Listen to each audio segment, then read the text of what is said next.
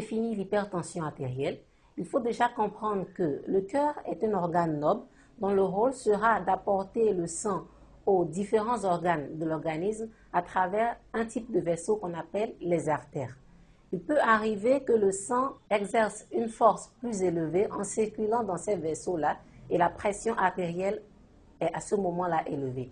L'hypertension artérielle se définit donc par une pression artérielle élevée, c'est-à-dire supérieure ou égale à 140 mm de mercure pour le premier chiffre que nous appelons la systolique et supérieure ou égale à 90 mm de mercure pour le second chiffre que nous appelons la diastolique.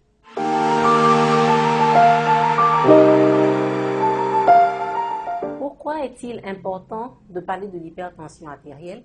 Il s'agit d'une pathologie très fréquente. Déjà, il faut savoir que c'est la première cause de mortalité cardiovasculaire avec 10 millions de décès par an dans le monde. Elle touche 25%, soit un quart de la population mondiale, et ces chiffres sont valables aussi bien dans les pays en voie de développement comme le nôtre. Au Bénin, les différentes études ont révélé également un pourcentage de 25% de la population qui soit hypertendue. Avoir une hypertension artérielle, c'est avoir 8 fois plus de risque d'avoir un accident vasculaire cérébral, communément appelé AVC. C'est 6 fois plus de risque de développer une insuffisance rénale, pathologie dont vous entendez également couramment parler. C'est 5 fois plus de risque de développer une insuffisance cardiaque et 3 fois plus de risque de développer ce qu'on appelle un infarctus du myocarde, communément appelé crise cardiaque. Donc l'hypertension artérielle est une pathologie grave de par ses complications.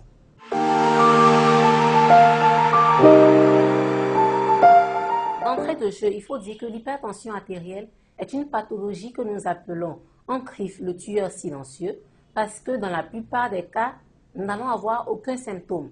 C'est-à-dire que vous pouvez avoir une pression artérielle très élevée et ne rien ressentir. Parfois, nous aurons des signes qui ne sont pas spécifiques. On pourra ressentir parfois des maux de tête, des vertiges.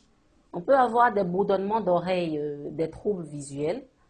Dans certains cas, on peut ressentir une douleur dans la poitrine, une gêne respiratoire, des palpitations, c'est-à-dire qu'on sent que ça tape dans la poitrine. On peut ressentir parfois une simple fatigue.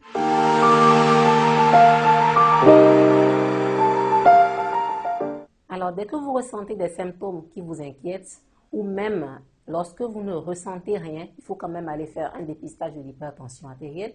Dans ces cas, nous allons vous exhorter à aller voir votre médecin, spécifiquement le médecin cardiologue, qui va faire des examens spécifiques pour confirmer que vous êtes réellement hypertendu, parce qu'il y aura d'autres conditions tout à fait physiologiques qui peuvent entraîner une élévation de la pression artérielle.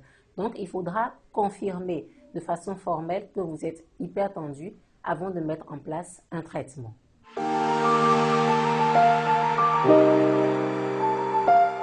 Premier volet, ce sera un assainissement de votre mode de vie. En passant par l'alimentation, nous allons vous recommander de consommer moins de sel, moins de sucre et moins d'aliments gras. Nous allons commencer par le sel. C'est un volet très important du mode de vie.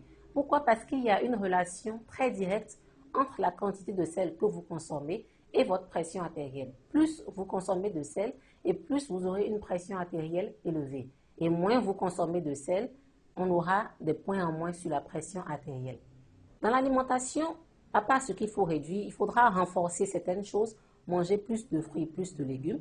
Il faudra pratiquer une activité physique régulière. Ça peut être de la marche rapide, ça peut être de la natation, ça peut être une activité de fitness en salle de gym. Le plus important est que vous choisissez ce que vous aimez faire. Il faudra essayer d'avoir une consommation modérée d'alcool.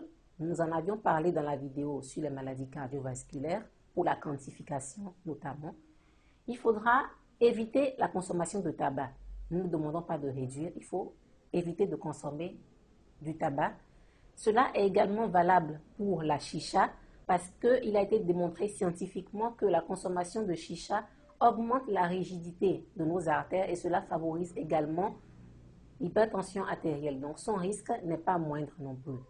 Et il faudra avoir une meilleure gestion du stress parce que le stress va également favoriser à la longue le développement d'affections cardiovasculaires telles que l'hypertension artérielle.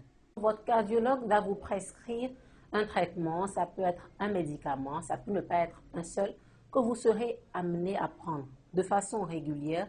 Nous insistons sur le fait que la prise doit être régulière. Il ne faudra pas choisir d'espacer les prises de votre traitement simplement parce que vous avez remarqué que la pression artérielle est normale. Tant que vous prendrez le traitement tel qu'il a été prescrit, vous aurez une pression artérielle normale.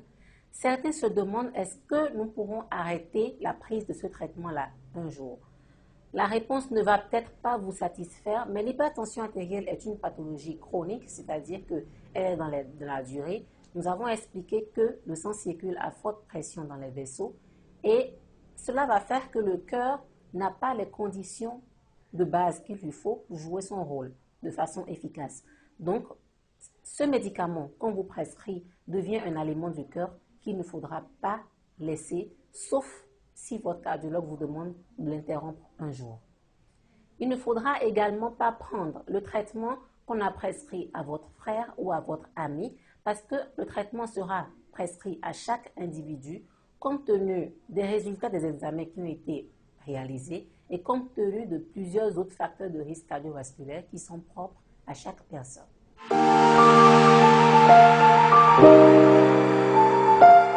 Alors, si on a tout oublié, on doit surtout garder que l'hypertension artérielle, c'est le tueur silencieux parce qu'on peut ne rien ressentir et avoir une pression artérielle élevée.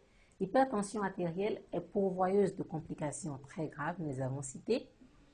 Il faut réaliser nécessairement un dépistage et se faire suivre régulièrement pour les sujets hypertendus en ayant à l'œil que ces deux volets pour la prise en charge, l'assainissement du mode de vie et le traitement qui vous a été proposé.